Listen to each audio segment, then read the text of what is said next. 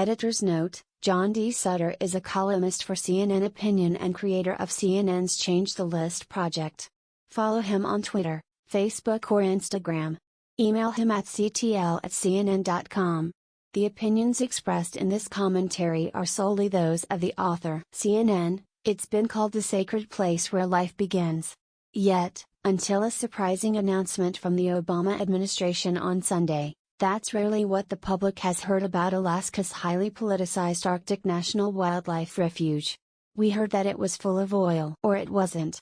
That it would create a bunch of jobs, or it wouldn't. That it would solve the energy crisis, or, maybe not. A former U.S. rep actually said Terry's no wildlife there. But after decades of fighting over data and political talking points, the refuge, also called ANWR, started to emerge for me this week as an actual, living, breathing place. The shift came in how the White House announced that it would now treat the refuge as wilderness, which has infuriated Alaska Republicans since it could prevent oil and gas drilling on a contentious piece of land, at least for now.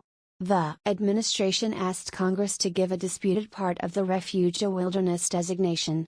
And the Interior Department released a new conservation plan that aims to protect the area. Instead of arguing the demerits of drilling, the White House basically turned the old Sarah Palin argument on its head. The coastal plain of the Arctic Refuge, one of the few remaining places in the country as pristine today as it was when the oldest Alaska Native communities first set eyes on it, is too precious to put at risk, John Podesta, a counselor to Obama, and Mike Boots, head of the Council on Environmental Quality, wrote at whitehouse.gov.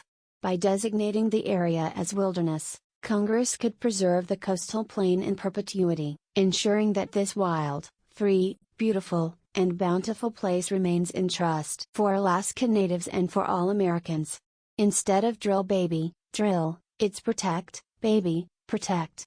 Or maybe Jamie Williams, president of the Wilderness Society, put it better: some places are simply too special to drill, he said in a statement. That's a sorta new, or at least very retro, way of talking about the refuge, said Cindy Shogan, executive director of the Alaska Wilderness League. The go-to arguments for environmentalists, she said, have concerned a lack of economic impact from drilling. The most compelling arguments are the ones we forget about using, and that is the beauty and the special nature and the wildness of the place, she told me. It's not everybody's cup of tea, but the fact of the matter is it is unique. It truly is the last great wilderness. A lot of people like the idea that Terry's a place like that's still left, and they want it to be left for future generations. It sounds corny, but it really is the last place we have left to do this. It's a throwback to John Muir, the Sierra Club founder, who wrote, according to that group's website, that our bodies were made to thrive only in pure air, and the scenes in which pure air is found. To underscore the rhetorical shift, the White House released a nature video about the refuge in which President Barack Obama says he hopes this amazing wonder can be preserved for future generations. The administration is proposing that 12.3 million acres of the refuge be protected as wilderness. Now, about 7 million of the far North Alaska Refuge's 19.8 million acres are managed in that way. If Congress chooses to act, it would be the largest ever wilderness designation since Congress passed the Visionary Wilderness Act over 50 years ago, the U.S. Department of Interior said in a news release. If the administration wanted to take this a step further, it could argue that the Arctic Refuge is not just threatened by oil and gas development in its backyard, but also by oil and gas development worldwide. The Arctic is warming twice as fast as the rest of the Earth, according to the National Oceanic and Atmospheric Administration. Already, substantial changes are being seen. The Arctic and Antarctic are kind of the canary in a coal mine of global warming, says Walt Meyer, a research scientist with NASA's Goddard Space Flight Center, in this video about climate change and the melting of the Arctic's sea ice. Another scientist in the video says the Arctic is warming twice as fast as the rest of the planet. But back to the central argument here, I tend to get overwhelmed by sweeping generalizations about the grandness and wonderment of nature.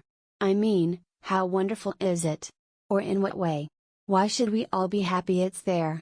So I asked Shogan, from the Alaska Wilderness League, to give me a little more detail about what's actually going on in this epic wilderness. What lives there, and why is it unique? She told me about the porcupine caribou, of course, which migrate along the Porcupine River and are somewhat analogous to the migratory animals of the Serengeti. That's a parallel that hadn't occurred to me before and really puts it in context. Like antlered gypsies, barren ground caribou are always on the move, the U.S. Fish and Wildlife Service says on its website. Exactly when and where they go is impossible to predict. Most herds, however, are drawn to a specific calving area. The 169,000-member porcupine caribou herd has such a connection with the Arctic National Wildlife Refuge. Shogun told me about the birds, such as the lesser yellowlegs and the plovers, which migrate into the lower 48. She told me how this is the only place that all three kinds of bears hang out, polar, black and grizzly. But the factoid that made me most love this refuge was also the strangest and most apocalyptic. There are so many mosquitoes in the Arctic National Wildlife Refuge in the summer that they literally can swarm and kill large mammals, such as caribou. They get in their noses and jab their backs. It's so brutal, so panic-inducing, that the caribou retreat to the ocean. It's really awful, but that's the wilderness, right? That's wildlife, she said. Well, at least it's wild. So much of the United States has been carved up by people, from the farmers' plows on the Great Plains to the mountain, blasting miners in Appalachia, that it's comforting to know this place is left. Bears, caribou, and, yeah, mosquitoes. But maybe I'm too swept up in this.